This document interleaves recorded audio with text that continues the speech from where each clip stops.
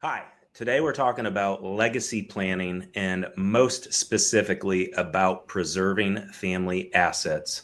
My name is Rheaume and welcome to Elements in Focus. Today I have Daren Hardesty, our certified financial planner that works in our Anderson office with me. Daren, how are you? I'm doing great, Aaron. Thanks for having me on today. You're very welcome. If you're new to this is our weekly video series where we are breaking down our 5 critical elements. As you can see on the screen, we're talking about legacy planning today. And really, what we want to discuss is preserving family assets. We tell people when they come into FEG as a family, you're on a financial journey, and helping you complete that financial journey is one of the biggest rewards for us. And so along that journey, there can be some hiccups, there can be some things that you can do proactively. And so I'm going to turn it over to Daren to talk about some strategies and just things that we accomplish at the Financial Enhancement Group when we talk about legacy planning and asset preservation. So Daren, over to you, buddy. All right, thank you, Aaron. Yeah, and this is truly the estate planning side of what we do at Financial Enhancement Group is something that gets me fired up. It's not great for talks at parties and things like that, but it's stuff that I really enjoy learning more about and helping our families think through. What we find a lot from the people that we take care of is that they are great savers. They've done all the heavy lifting a lot of times before they come to Financial Enhancement Group. And now they're sitting on an estate that's much larger than what they ever could have anticipated. A lot of times they're coming from families who didn't necessarily have a lot of money, and now they're sitting in a situation where they're saying, "Hey, what do I do? I didn't realize that this would be something I would have to worry about." And like most things in life, your mind will kind of take you wherever you point it towards. Meaning, if you plan for something, if you start thinking about something, your mind will naturally start kind of taking you in a better direction than just kind of letting life happen to you. So most of the time it just starts with a plan and making sure that you think through how you would like your assets to pass on to your family. And if you're somebody who says, you know what, this is something that my husband and I or whoever worked hard to build this up together, um, and we have every intent to spend as much of this before we pass away, and we have no intention of leaving money behind to our family. That's perfectly fine and it's reasonable, and I can understand that. And we help people plan for those things as well.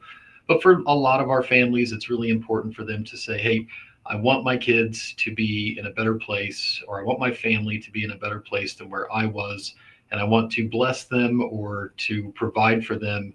For potentially generations, not just your own kids, but potentially for your grandkids and moving forward. So the first part of that is just stopping to say, what would I like to happen? And a lot of times we talk to our families, give them ideas, depending on the size of the estate, on how they can make that happen.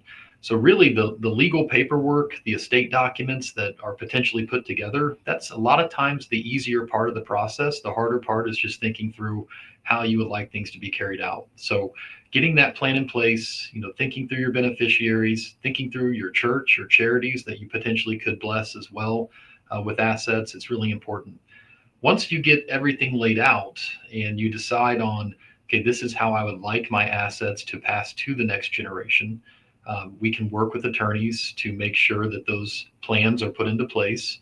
And then the next step of the phase is to start thinking about, well, who's going to be in charge of this to make sure that this plan takes place. So for most people, they think of that as the executor of their will. For at FEG, we encourage families to add on to their estate documents with a trust. So in that case, the person or the company that's in charge of a trust when you're gone is called a successor trustee. And you decide, okay, who is this person? And it needs to be somebody that has a good understanding of accounting, a good understanding of wealth management or asset or investment management, somebody who has a good idea of the tax code, who has a good idea of how estate planning works. So it's important that they have a good understanding of those things so that they can, strategically work out the plan the way that it's meant to be carried out. So When you invest these assets, what made sense for you as an investor during your life, the plan may need to be modified to make sure that the plan that you laid out is carried out through proper investment management, a prudent investment. Somebody who's thinking about all the beneficiaries and what the obligations are to make sure that this plan that you've created has the potential for success. So making sure that the assets are managed properly is extremely important. You may have a business. This gets even more complicated. If you want to have a family-owned business that you're passing down through your inheritance, this is really important through succession planning for your business. If there's anything for charitable intent, thinking through how this stuff works, it's really important that you have people that are in charge at the time that you're no longer here, that know your heart, that know what your intentions were, and that have the skill sets to make sure that they can help carry these things out.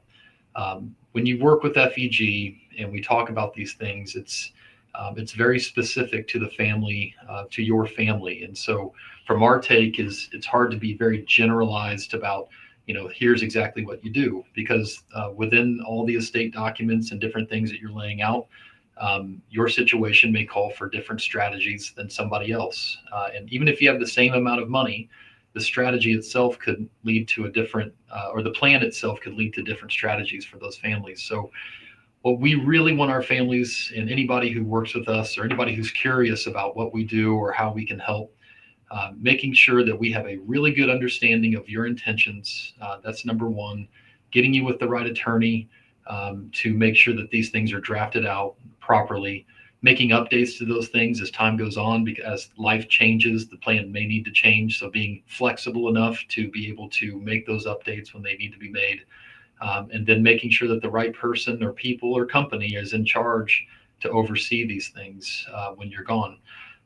Putting a family member in charge or putting a friend or close relative in charge, that's always an option. But from our perspective, making sure that you have a professional that can last for more than one generation potentially, to preserve these assets, bless your family, make sure they have what they need, make sure that all of the ins and outs are understood.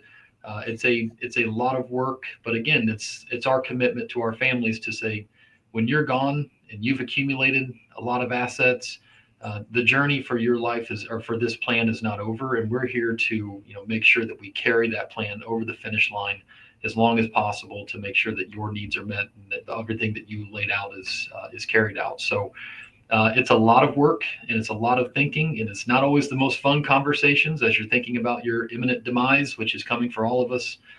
But those who plan have a much better chance for success than those who just wait to let somebody else dictate the plan for them. So Aaron, it's a lot of fun. This is fun conversations for me.